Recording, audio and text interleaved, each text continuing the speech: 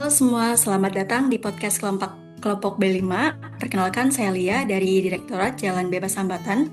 Di sini saya akan memandu jalannya diskusi pada episode kali ini. Di episode ini, kita akan membahas isu kontemporer yang menjadi tantangan besar bagi bangsa kita, yaitu hoax dan polarisasi politik di era digital. Isu ini sangat menarik dan memiliki dampak besar di kehidupan sehari-hari. Kita sebagai pengguna sosial media pasti sering lihat bagaimana sosial media dipenuhi informasi yang belum tentu kebenarannya. Bahkan, ada yang sengaja dibuat untuk memecah belah masyarakat. Padahal sebagai bangsa yang beragam, kita sangat butuh persatuan. Nah, sebelum kita mulai diskusi hari ini, mari kita perkenalkan terlebih dahulu ke 6 narasumber yang telah hadir di tengah-tengah kita. Silakan dimulai dari Mbak Ulfa. Halo semuanya, perkenalkan saya Ulfa dari DJBH. Senang bisa berbagi di sini. Salam kenal Mbak Ulfa. Next mungkin dari Mas Yohanes. Halo, nama saya Yohanes Boy Abednego. Saya dari Direktorat Reservasi Jalan dan Jembatan Wilayah 1. Salam kenal semuanya.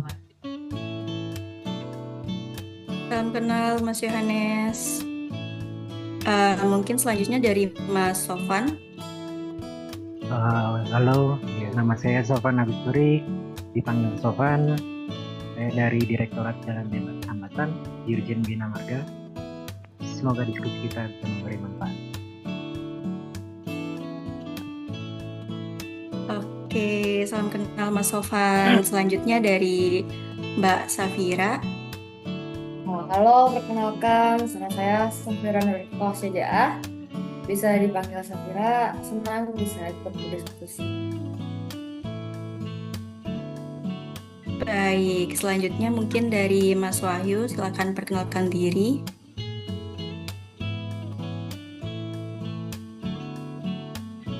Halo, saya Wahyu, saya dari BTS.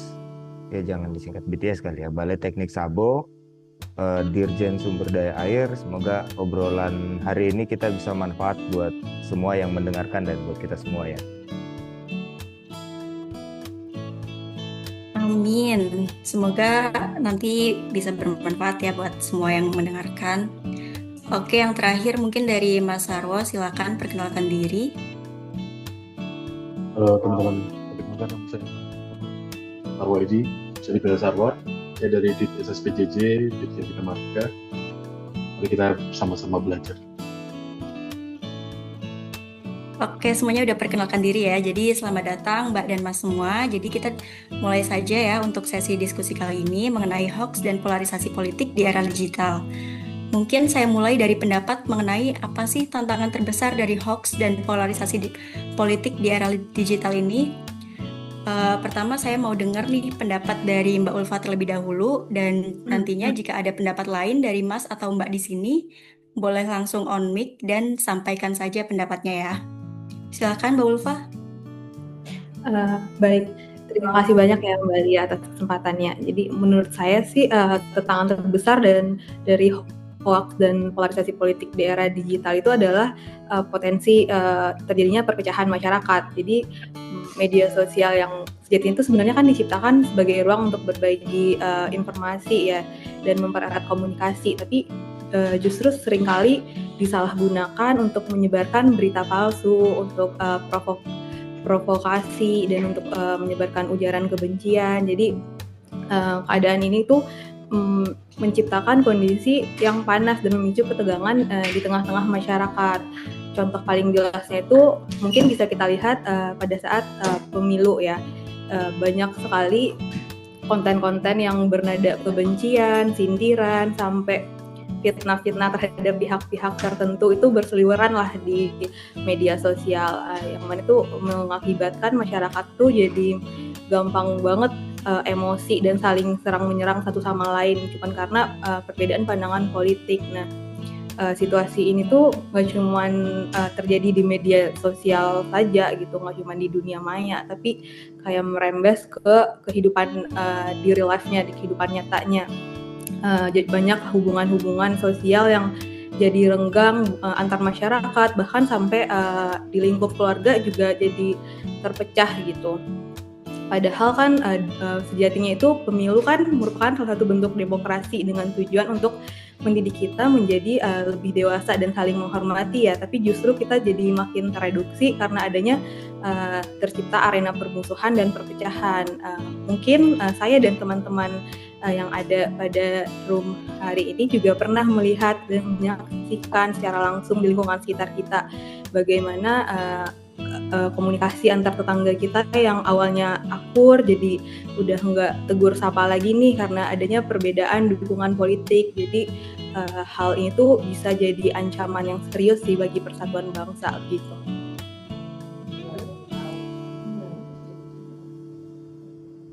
Oke, apakah ada yang mau menanggapi dari pernyataan Mbak Ulfa? Silakan.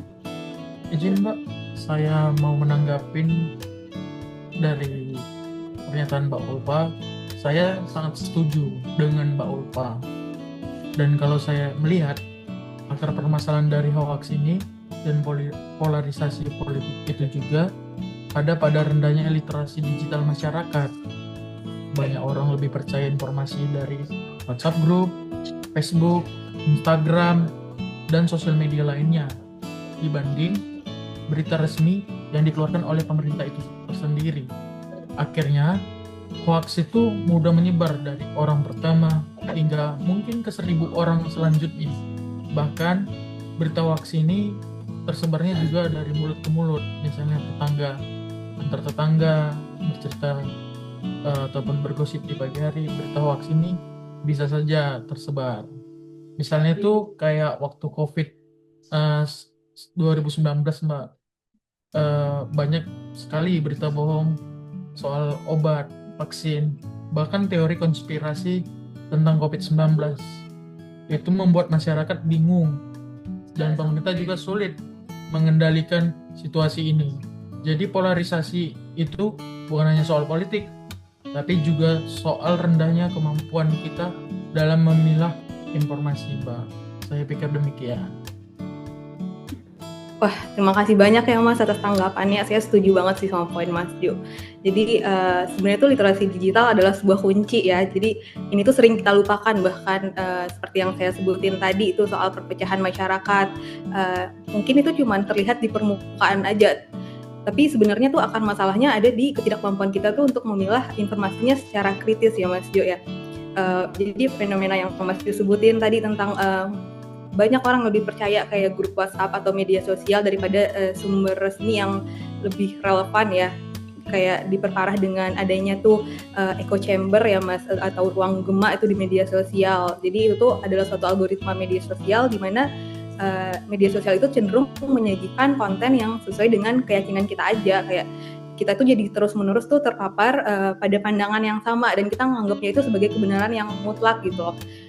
Jadi kita tuh harus bisa sih sebenarnya keluar dari lingkaran setan ini dan kita tuh gak cuman harus nyebarin informasi yang benar ya, tapi kita juga harus membangun kesadaran gimana setiap orang itu punya tanggung jawab untuk memverifikasi tuh informasi yang mereka peroleh sebelum mereka tuh ngebagiin informasi yang udah diperoleh tadi. Jadi kita nggak bisa nih terus-terusin nyalahin pemerintah atau kita nyalahin penyebar hoax, karena tuh pada akhirnya kita sendiri itulah yang jadi tombol penyebarnya. Jadi kita harus jadi garda terdepan untuk melawan hoax. Ya minimal kita nggak ikut lah untuk menyebarkan berita-berita hoax gitu sebelum kita memastikan kebenaran dari informasi berita yang kita dapatkan gitu. Ya, menarik sih Mbak. Saya setuju. Membangun kesadaran itu adalah langkah pertama. Tanggung jawab ini memang harus dimulai dari individu. Namun, saya juga melihat ada peran yang besar dari pihak lain. Kita tidak bisa memungkiri ada pihak-pihak yang sengaja memproduksi dan menyebarkan hoax untuk tujuan tertentu. Entah itu untuk kepentingan politik, ekonomi, atau bahkan sekedar iseng saja. Konten yang mereka buat seringkali sangat persuasif atau memancing emosi sehingga mudah sekali dipercaya oleh masyarakat dan literasinya digitalnya rendah. Jadi, selain membangun kesadaran di tingkat individu, pemerintah dan platform media sosial juga harus bekerja sama.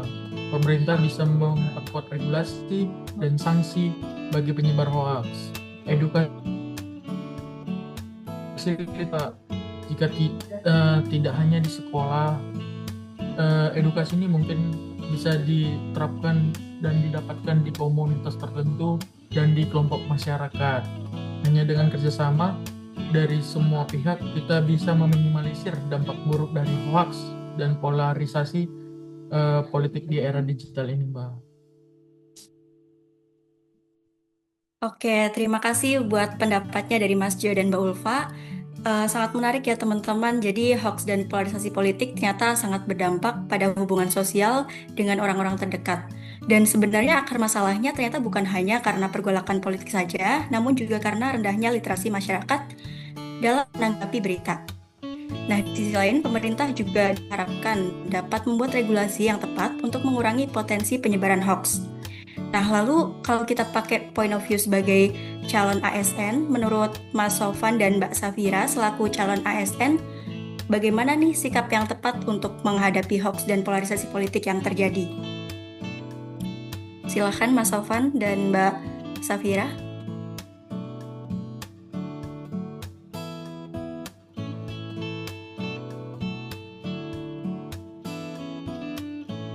Maaf Mas Sofan, masih di mute mic-nya. Oh iya, maaf. Oke, mungkin saya dulu kali ya Mbak ya. Saya sebelumnya ingin menanggapi pernyataan dari Mas Jo tadi ya terkait literasi digital. Ya emang yang dikatakan Mas Jo itu benar, rendahnya literasi digital memang masalah dari semua ini. Nah, jika saya melihat isu ini sebagai calon ASN yang nantinya akan menjadi ASN, maka kita mempunyai tanggung jawab besar. Netralitas ASN diuji di era polarisasi. ASN harus tetap profesional, melayani semua orang, tidak boleh condong ke satu kelompok politik, dan yang terpenting, literasi digital harus baik dan harus bagus. Kalau ASN ikut menyebarkan hoax atau ikut memperkeruh suasana, itu sama aja seperti memperburuk keadaan. Bisa diibaratkan seperti menuangkan minyak ke api yang sedang menyala.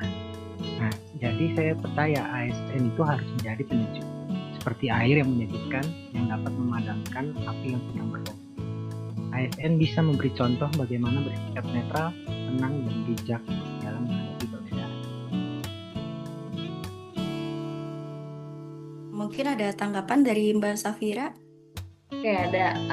Saya izin nanggapin sama nambahin pernyataan dari Mas Sofan ya. Saya setuju banget, integritas itu emang kunci. Polarisasi biasanya muncul karena ada kepentingan politik atau ekonomi tertentu.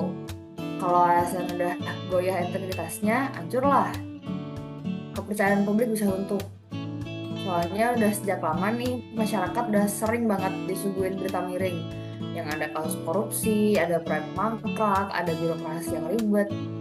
Yang seperti itu jelas banget bikin masyarakat makin skeptis dan jadi timbullah pendapat bahwa pemerintah itu tidak bisa atau sulit dipercaya. Citra jadi rusak, orang jadi sinis, polarisasi politik makin parah lah. Makanya jaga integritas itu udah bukan soal jaga nama baik pribadi aja. Jaga integritas itu juga soal menjaga kebutuhan bangsa. Kalau kita bisa berdiri tegak, jujur, dan transparan, mungkin masyarakat pun jadi bisa diinfluence bahwa pemerintah sebenarnya nggak seburuk itu kok. Pemerintah bisa dipercaya, dan harapannya adalah bisa mengurangi polarisasi politik. Nah, iya Gitu Mbak. saya. Betul, aku setuju. Integritas itu fondasi utama. Polarisasi memang seringkali dimanfaatkan untuk kepentingan tertentu, dan disitulah ASN harus kuat. Kalau kita goyah, kepercayaan publik yang sudah rapuh bisa hancur total. Nah, contoh korupsi yang tadi disebut itu pas banget tuh, karena langsung meruntuhkan kredibilitas. Jadi netralitas dan literasi digital harus ditopang dengan integritas yang kokoh. Semuanya saling berkaitan lah untuk menjaga stabilitas. Kalau diibaratkan tuh integritas itu seperti jangkar kapal. Sehebat apapun kapal itu, kalau jangkarnya rapuh, dia akan mudah terombang-ambing oleh tadi. Begitu juga ASN. Tanpa integritas kayaknya kita akan mudah terbawa arus polarisasi. Kita tidak akan bisa menjadi penyejuk yang menetralkan suasana tapi malah akan menjadi bagian dari masalah. Sepakat banget sama Mas Sofan. Integritas itu nggak cuma teori. Integritas itu praktek sehari-hari. Netralitas dan literasi digital tadi sempat dibahas ya sama teman-teman. Itu kan juga bagian dari integritas. Percuma, tidak ada gunanya kita melek digital dan netral kalau ternyata masih mau terima suap atau ikut-ikutan main proyek, sama aja bohong. Kalau menurut saya, integritas itu intinya beranikah kita berdiri tegak melawan arus demi kebenaran bahkan saat tidak ada yang melihat. Menurut saya itulah integritas. Dan itu salah satu kualitas yang harus dimiliki setiap calon ASN. Kita nih calon ASN nih harus jadi garda terdepan untuk menjaga kepercayaan masyarakat. Jangan sampai malah jadi bagian dari masalah. Karena kepercayaan itu mahal. Butuh waktu lama buat membangun kepercayaan, tapi bisa hancur dalam sekejap aja. Sekali aja ada ASN yang terbukti terlibat dalam hal negatif, itu bukan hanya mencoreng nama baik dia sendiri, tapi seluruh institusi bisa ke bawah, bisa keseret. Dan itu bisa memicu masyarakat untuk berpikir kalau satu aja korup, jangan-jangan semua juga sama aja korup. Generalisasi yang kayak gini nih yang berbahaya. Ini bisa jadi lahan subur bagi hoax dan sentimen-sentimen negatif. Dan ini kembali menegaskan poin saya tadi, bahwa integritas seorang ASN itu bukan hanya tanggung jawab pribadi, tapi juga tanggung jawab moral terhadap bangsa. Sekali lagi, kita harus jaga kepercayaan masyarakat. Makanya kita harus jadi contoh bahwa ASN itu bisa dipercaya, profesional, dan melayani dengan hati yang tulus.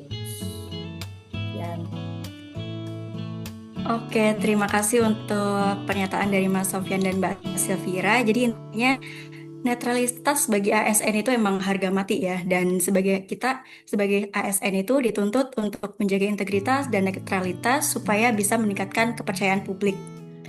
Nah, setelah kita pahami bersama mengenai tantangan, penyebab, dan peran ASN yang telah disampaikan teman-teman tadi, kira-kira solusi apa sih yang dapat dilakukan untuk menangani tantangan tersebut? Kali ini saya ingin dengar pendapat dari Mas Wahyu. Silakan Mas Wahyu. Ya, kalau dari saya sih sepakat dari tadi dengan yang pembahasan sebelumnya ya. Tapi kalau lebih ditekankan, kalau untuk saya kunci utamanya itu untuk menghadapi hoax itu ada di edukasi. Kita semua tahu kan, hoax itu nyebarnya cepat banget kan. Apalagi di era media sosial sekarang ini, nggak cukup kalau cuma dilarang atau ditindak. Kayak ya cuma kulitnya aja tuh yang selesai tuh, nggak menyelesaikan. Kayak hari ini nih sebuah akun penyebar hoax ditutup, besok bisa muncul 3, 4 kontennya sama, tapi ya kalau nggak ditutup ya cuma nyebar gitu aja kan. Nah, tapi juga pada kemampuan masyarakat itu juga penting harusnya dalam menerima, menyaring, dan mengolah informasi. Lebih penting lagi itu sebenarnya bagaimana masyarakat punya kesadaran untuk tidak langsung percaya sama informasi yang dia terima. Yang muncul di layar HP itu jangan langsung dipercayalah oleh masyarakat. Nah, itulah kenapa edukasi literasi digital menurut saya itu adalah benteng yang paling kokoh. Kalau masyarakatnya terbiasa memeriksa kebenaran informasi itu, membandingkan sumber, berpikir kritis, maka berita palsu itu nggak akan masuk sampai ruang publik mereka atau bisa nyebar dengan mudahnya.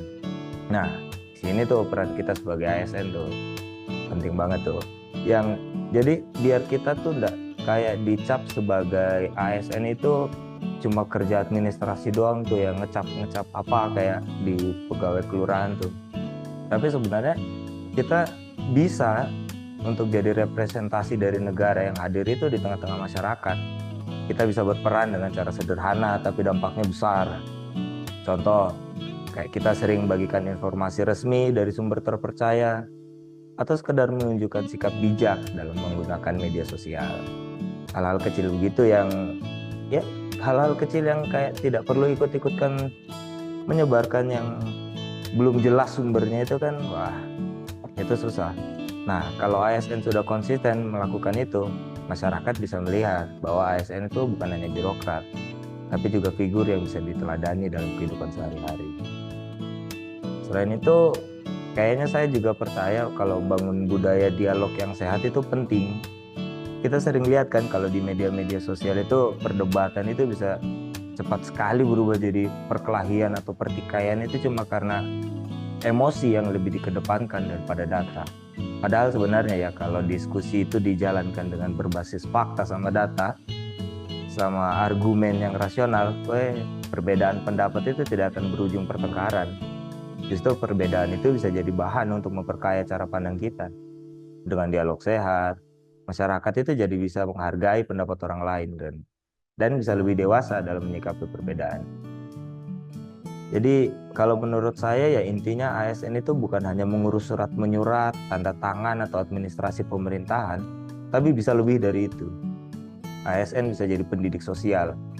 Kita tuh harus bisa jadi agen perubahan yang bisa memberi pengaruh positif lewat kehidupan sehari-hari kita. Kalau kita bisa kasih teladan yang bagus nih buat masyarakat nih, meskipun kecil, tapi dampaknya tuh bisa luas banget. Ingat nggak quote-quote yang dipakai tadi pagi lah, kita baru bahas quote-nya tuh, diingatkan sama Pak Muldan tuh. Mulai dari kita, mulai dari hal kecil, mulai dari sekarang.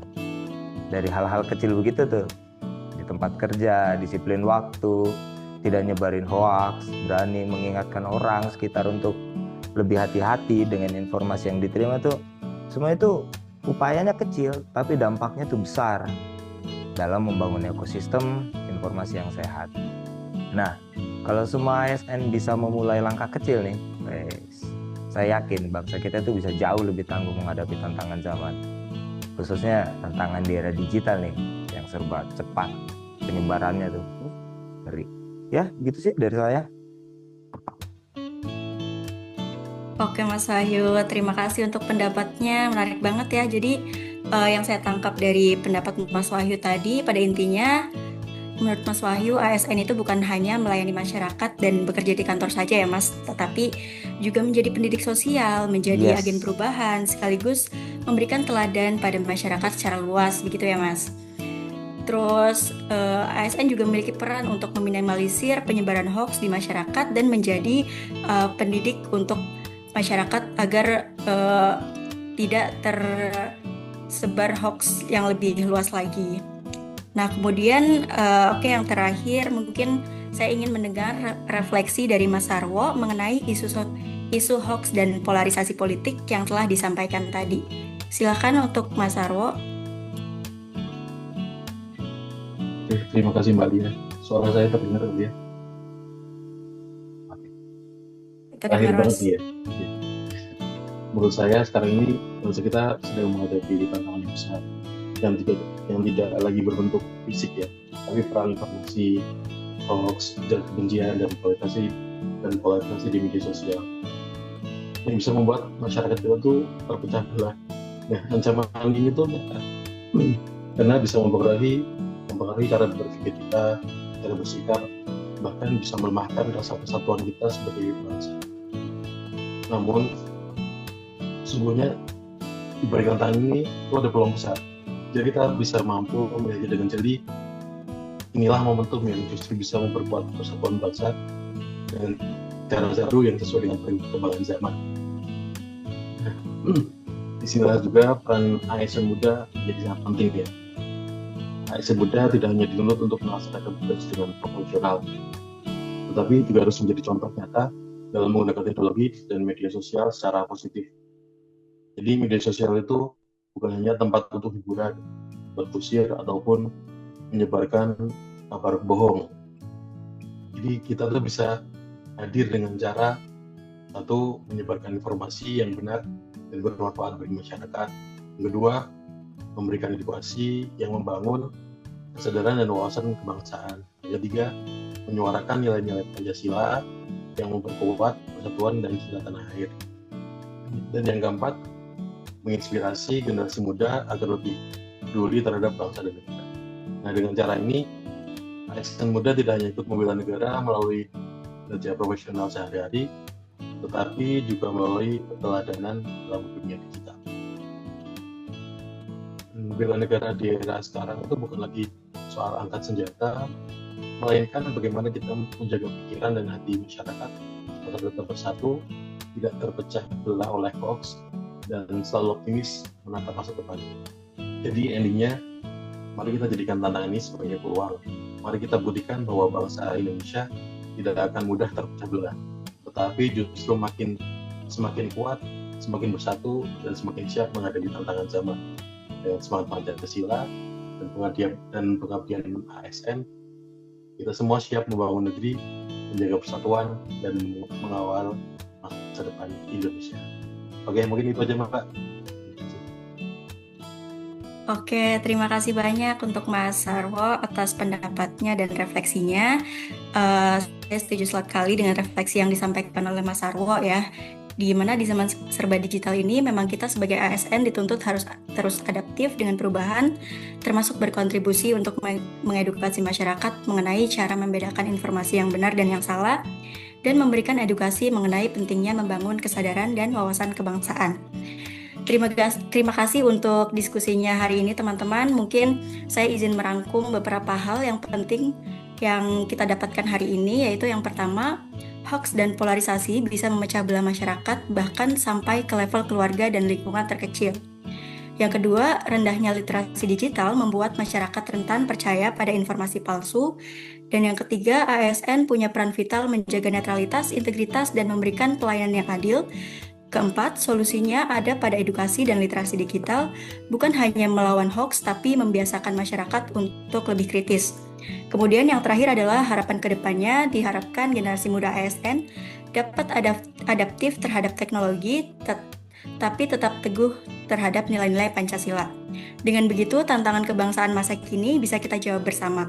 Sekali lagi, terima kasih untuk semua teman-teman yang sudah berbagi pendapat di sesi kali ini. Semoga diskusi ini bisa jadi refleksi untuk kita semua dan meningkatkan bahwa cinta tanah air bukan sekedar slogan, tapi harus diwujudkan dengan tindakan nyata. Sampai jumpa di podcast berikutnya dan mari kita bersama-sama mewujudkan Indonesia yang lebih tangguh dan maju, mulai dari kita, mulai dari hal kecil, dan mulai dari saat ini. Terima kasih. Sama-sama.